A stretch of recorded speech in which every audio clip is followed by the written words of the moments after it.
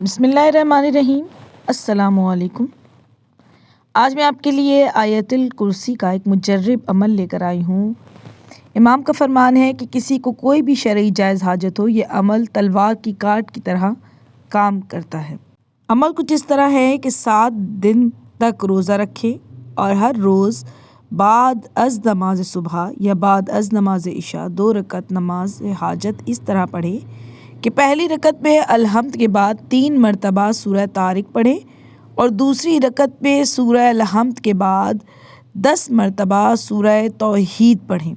आखिरी सजदे में 70 मरतबा सबूहुन कुदूसुन रब्बुल मलाइकात व रूह पढ़ें। फिर सर को सजदे से उठाएं और आयतुल कुर्सी 91 मरतबा पढ़ें।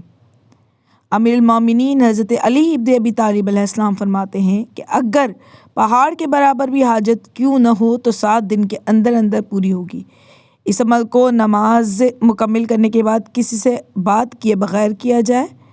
वीडियो पसंद आए तो लाइक और शेयर करें, मेरे चैनल को सब्सक्राइब करें और बेल आइकॉन का बटन दबाएं ताकि आने वाली वीडियोस आपको मिलती रहें। शुक्रिया।